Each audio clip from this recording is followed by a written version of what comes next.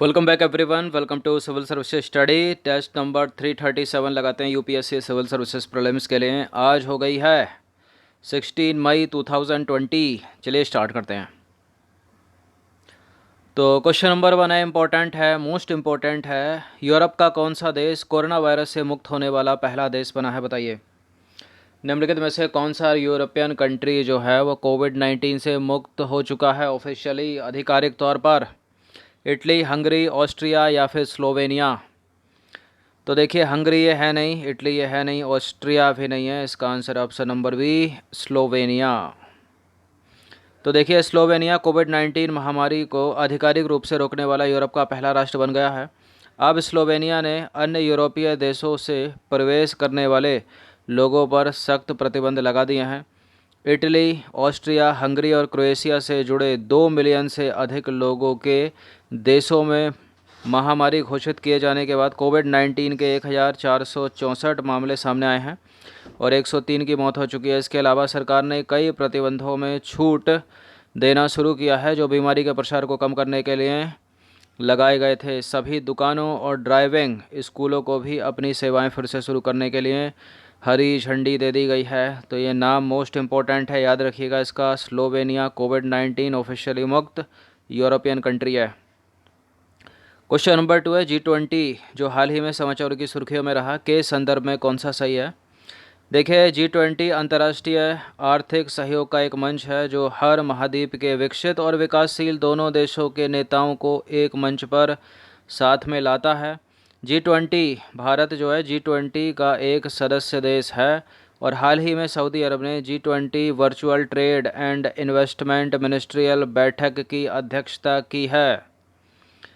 पहला करेक्ट है, भारत G20 का सदस्य देश है। दूसरा भी करेक्ट है, तीसरा भी करेक्ट है। तो सारे के सारे करेक्ट हैं। इसका आंसर हो जाएगा ऑप्शन नंबर डी, 1 2 3। तो देखिए, उपरोक्त सारे के सारे सही हैं, इंपॉर्टेंट है। पहला तो G20 समूह में कौन कौन से देश हैं उनके नाम एक बार देख लीजिए। अर्जेंटीना, ऑस्ट्रेलिया, ब्राज़ील, कनाडा, चीन, France, Germany, Bharat, Indonesia, Italy, Japan, Mexico, रूस, सऊदी अरब, दक्षिण अफ्रीका, कोरिया गणराज्य, तुर्की, ब्रिटेन, संयुक्त राज्य अमेरिका और यूरोपियन यूनियन भी इसमें शामिल है। देखिए, सऊदी अरब की अध्यक्षता में असाधारण G20 virtual trade and investment ministerial बैठक का दूसरा संस्करण आयोजित किया गया अभी हाल ही में। इस बैठक की अध्यक्षता निवेश मंत्री खालिद अल फलेह की उपस्थिति में सऊदी अरब के वाणिज्य मंत्री और माजिद अल कसाबी द्वारा की गई थी। इस वर्चुअल बैठक में भारत का प्रतिनिधित्व किसने किया?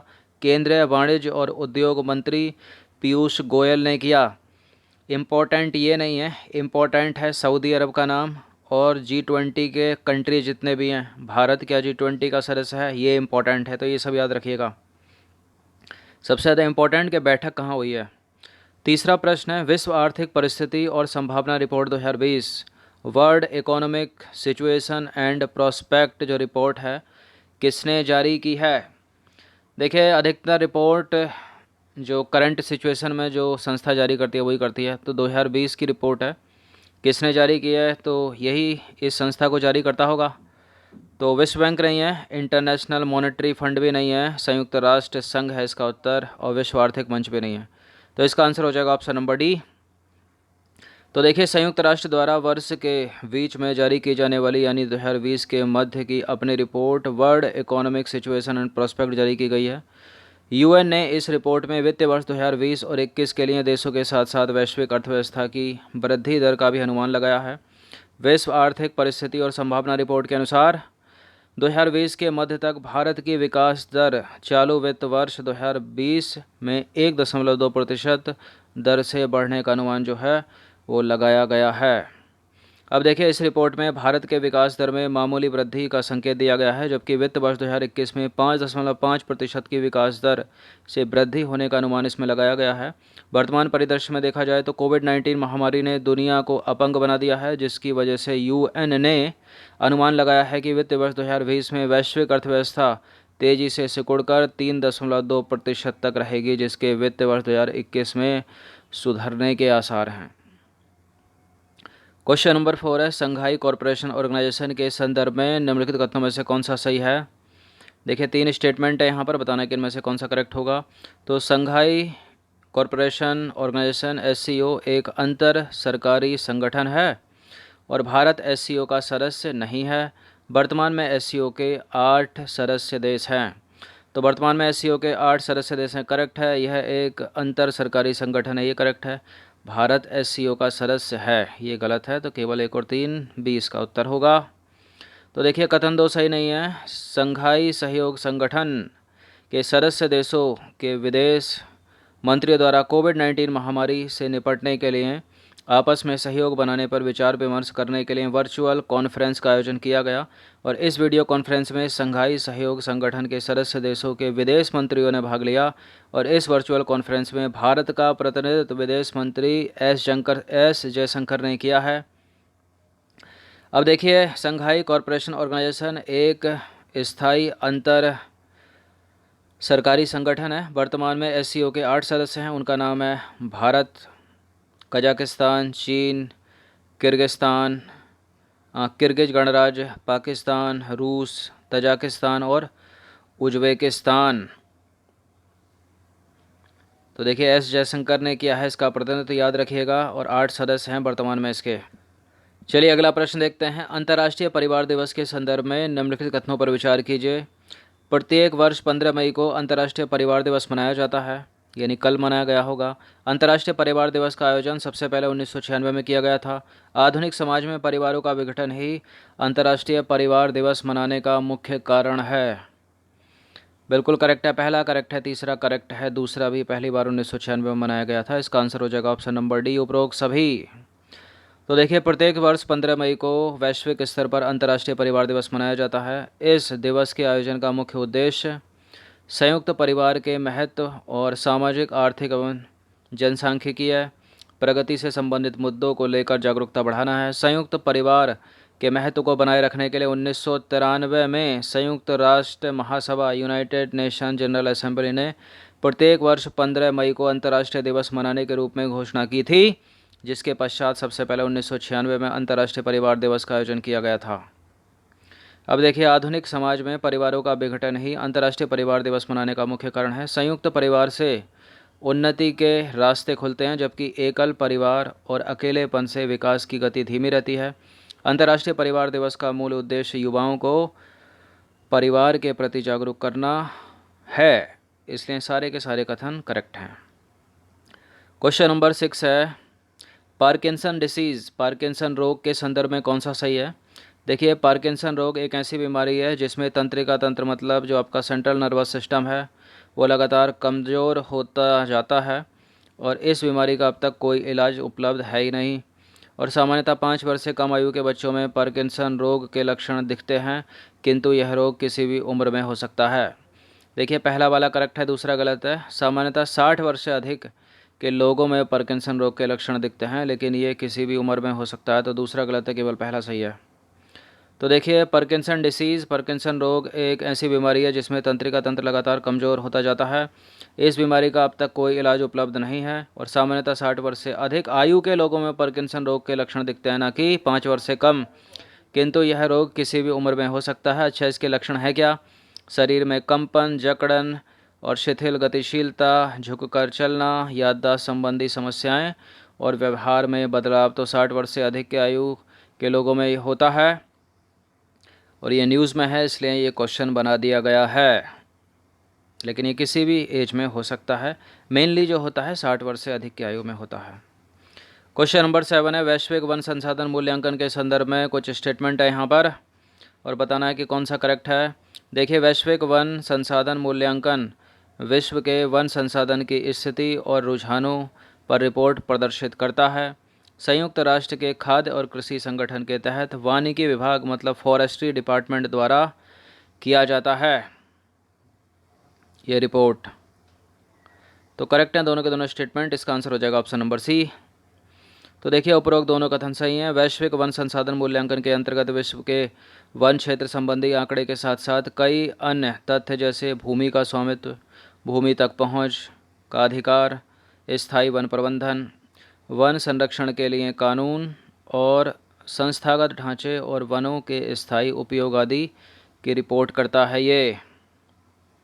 वन संसाधन मूल्यांकन सूचकांक, वन संसाधन मूल्यांकन सूचकांक।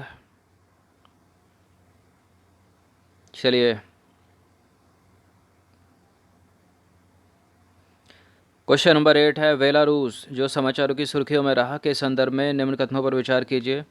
देखिए, सोवियत संघ के विघटन से पहले बेलारूस को रूसी नाम बेलारूसिया के नाम से जाना जाता था और यह पूर्वी यूरोप में स्थित एक भू आबद्ध देश है, मतलब एक लैंड लॉक्ड कंट्री है, किसी भी सागर से इसकी सीमा नहीं लगती है।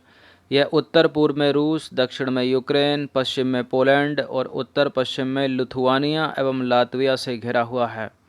क्या यूपीएससी सिविल सेवा अगर ये प्रश्न करती है और स्टेटमेंट ये वाले बनाती है इस तरह के, तो क्या तीसरा स्टेटमेंट वो गलत कर सकती है?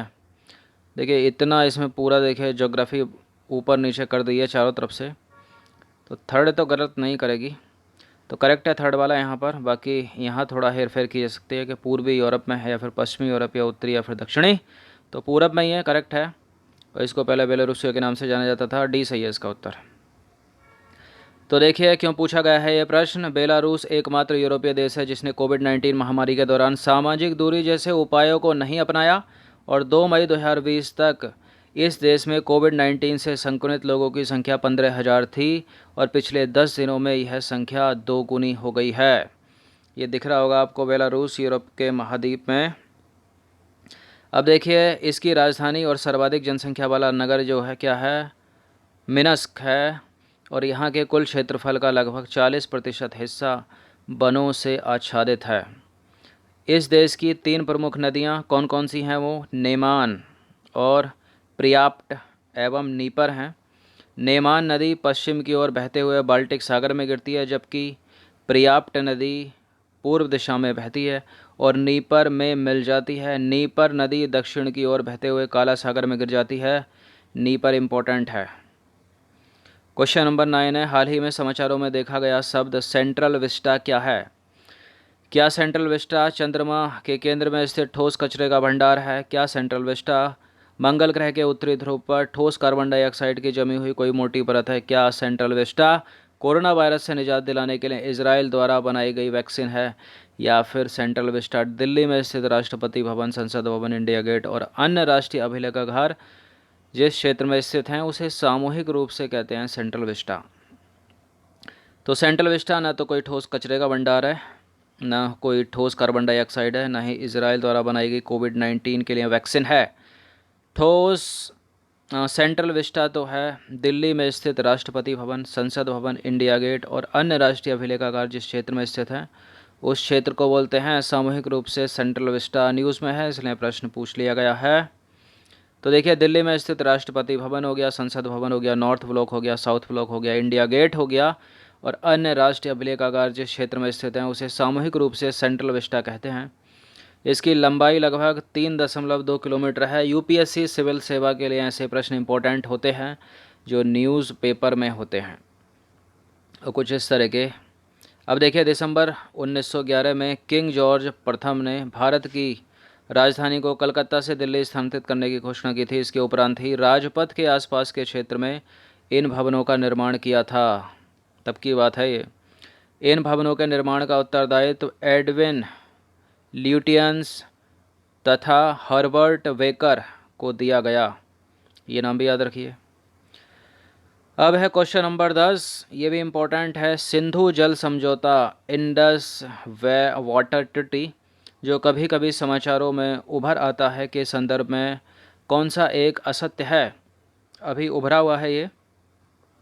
अब देखिए, पहला स्टेटमेंट है एक गलत, हमको ढूंढना है, ये गलत तो होगा इसमें पक्का। सिंधु जल समझौते के अनुसार 3 पूर्वी नदियां कौन कौन सी हैं? वो रावी, व्यास और सतलज के पानी पर भारत का पूरा हक दिया गया है। सिंधु प्रणाली में मुख्यतः सिंधु, झेलम, चेनाब, रावी, व्यास और सतलज नदियां शामिल हैं। हाल ही में पाकिस्तान और भारत सरकार द्वारा डायमर भाषा बांध के प्रोजेक्ट पर हस्ताक्षर किए गए हैं और पश्चिमी नदियों के जल का केवल 20% हिस्सा भंडारित अथवा उपयोग कर सकता है, जो सिंधु जल समझौते में है, सिंधु जल ट्रीटी में है। तो बिल्कुल पश्चिमी नदियों का केवल भारत 20% हिस्सा ही भंडारित कर सकता है, ये वाला करेक्ट है। बी भी करेक्ट है, सिंधु, झेलम, चेनाब, रावी और ब्यास, सतलज इसमें शामिल हैं। वो पहला भी करेक्ट है। भारत को जो पूरा हक है वो 3 नदियों का है, 3 नदियों के पानी का है, रावी, व्यास और सतलज का। और जो पश्चिमी नदियाँ हैं झेलम, सिंधु, उनमें जो है भारत केवल 20% हिस्सा ही यूज़ कर सकता है उस जल का। हाल ही में पाकिस्तान और भारत नहीं, पाकिस्तान और चीन के बीच एक समझौता हुआ है कि डायमर भाषा बांध बनाया जाएगा, जिसका आधा क्षेत्र जो है, जो अभी क्षेत्र भारत और पाकिस्तान के बीच विवादित है ना, गिलगिट बाल्टिस्तान, उसके बीच में पड़ता है। इसलिए ये न्यूज़ में है, इम्पोर्टेंट है और भारत के लिए चिंता का विषय भी। तो पहले बात करें अगर सिंधु जल समझौते की, इंडस वैली ट्रिटी की, इंडस वाटर ट्रिटी की, तो देखिए सिंधु जल समझौते के अनुसार 3 पूर्वी नदियाँ वो कौन कौन सी हैं, रावी, व्यास और सतलज के पानी का पूरा उपयोग जो है वो भारत करेगा। अब शेष जो 3 नदियाँ बची, झेलम, सिंधु और चिनाब के पानी के बहाव को बाधा रहित पाकिस्तान को देना तय किया गया था इस समझौते में। परंतु पश्चिमी नदियों के संबंध में भारत को निम्नलिखित कार्यों की छूट दी गई है। जैसे भारत पश्चिमी नदियों का केवल run of the river project, मतलब जिनके तहत पानी को रोका नहीं जाता, जल विद्युत परियोजनाएं बना सकता है। मतलब ऐसी परियोजना भारत बना सकता है जो इसके पानी को रोके नहीं, जो पश्चिमी नदियां हैं उनके पानी को भारत रोके नहीं। और पश्चिमी नदियों के पानी का, वो पश्चिमी नदियां कौन सी हैं, झेलम, चिनाब और सिंधु, इनका केवल भारत जो है 20% ही उपयोग कर सकता है। और भारत को पूर्वी नदियों के पानी का पूरी तरह से उपयोग करने की इजाज़त मिली थी इस समझौते में, जो नदियाँ हैं रावी, व्यास और सतलज। तो रावी, व्यास और सतलज का यूज़ करेगा भारत, और झेलम, सिंधु और चिनाब का यूज़ करेगा पाकिस्तान। अब देखिए मुद्दा क्या है, हाल ही में पाकिस्तान तथा चीन सरकार द्वारा डायमर भाषा डैम, जिसका बड़ा हिस्सा गिलगित बाल्टिस्तान में स्थित है, के प्रोजेक्ट पर हस्ताक्षर किए गए हैं। ये चीन फिर टांग अड़ा रहा है।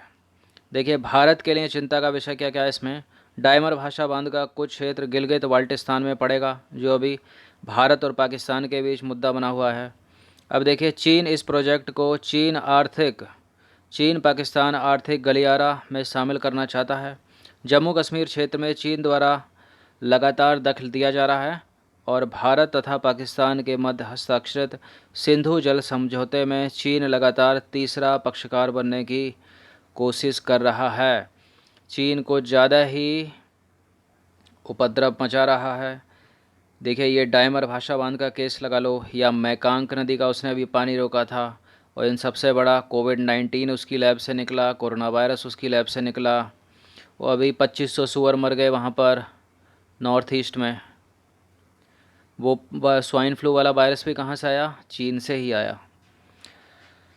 तो देखिए ये प्रश्न थे 10 इम्पोर्टेंट, अच्छे से इसका रिवीजन कर लीजिएगा 1 से 2 बार। धन्यवाद।